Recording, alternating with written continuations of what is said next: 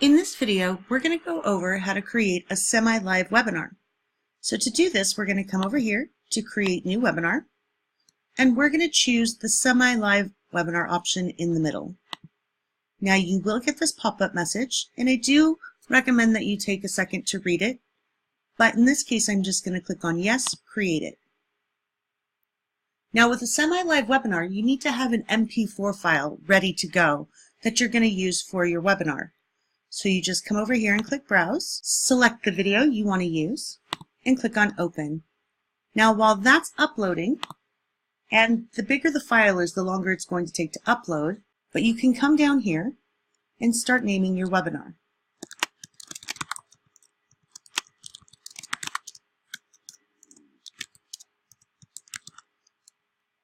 Make sure you choose the correct time zone. You can do this by clicking on the drop-down menu and just selecting whichever time zone is yours.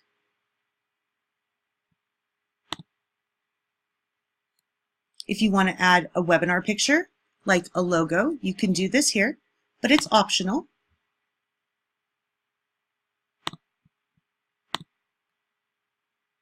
You'll be asked to crop it so that it's the right size. And you'll get this little notification that it's been uploaded.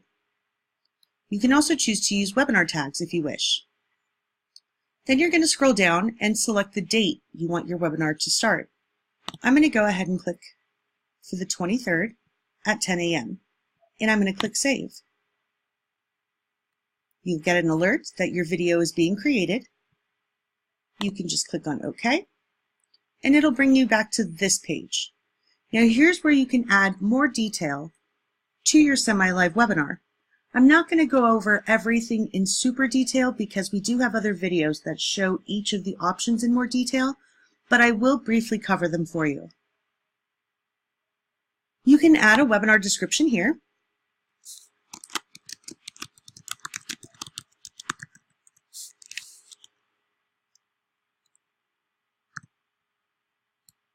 We've already added a logo, but if we wish to change it, we can come over here and just browse again and add a different one. And again, here are our tags. You can choose to switch the chat off or on.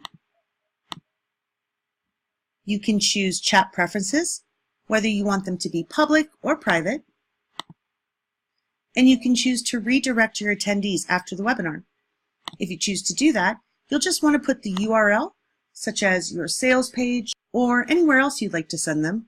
You would just put that URL right here. You can also choose to decide whether this is going to be a free webinar or a paid webinar. If it's going to be paid, just make sure that you have integrated your PayPal account. I'm going to go ahead and keep this as free, and I'm going to click on the Save Now button.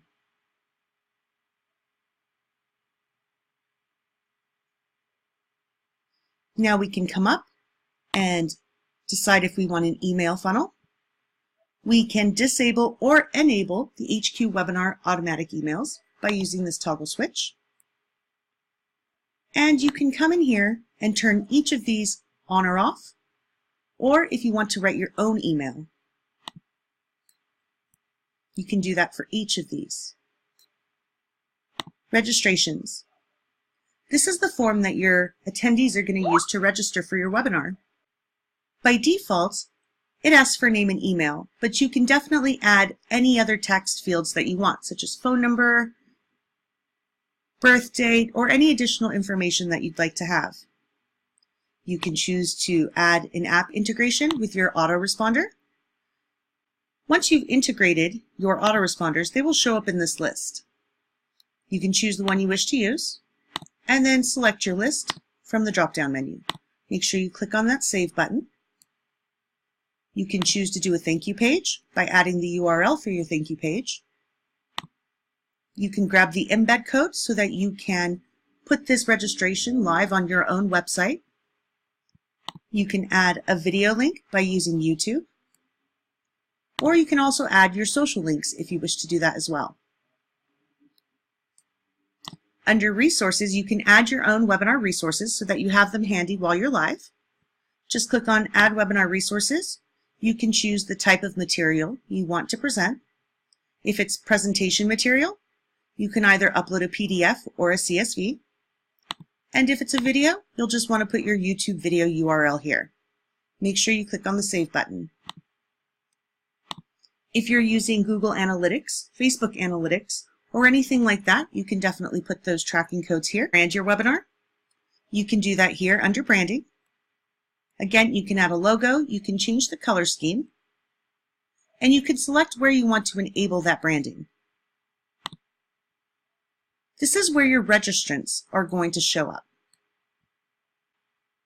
You can either add more separately, or you can add more as a bulk. But here is where you'll see the actual list of people that are registered. If you want to use a registration page builder, you can do that here. You don't have to use one. You will get a basic template that your attendees will see. And that works really great if you're just trying to get a meeting out there or a webinar out there as quickly as possible. If you do want to make it a little bit more eye-catching, you can click on that button. I don't recommend using a blank template because this you will have to build out from scratch, and you're better off just going with the basic template that comes when you create the webinar. But if you want to use any of our premium templates, you can do that here. Select the template you want to use.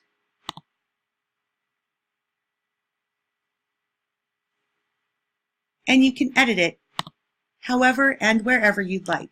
Now, I'm not going to go over all of this in detail. I just wanted to show you that it was here, but we do have another video on how to edit these registration pages. So I'm going to go back over here to my back end. And as you can see, my logo is up there at the top. If you wish to generate a QR code, you can do that here. Down here under CTA, this is call to action. If you want to add a call to action for your webinar, just come down here and click on the Add CTA. You'll be able to add the message, the link, the button text, a timeout, and trigger time in seconds and minutes. Make sure you come down here and click Save. And you can also add simulated chat because remember, this is a semi-live webinar. So what we would do is click on Add Simulated Chat, type the name of the person, their email, their chat message, and trigger the time we want those to appear. Make sure you click on Save Chat, and you can add as many of these as you'd like.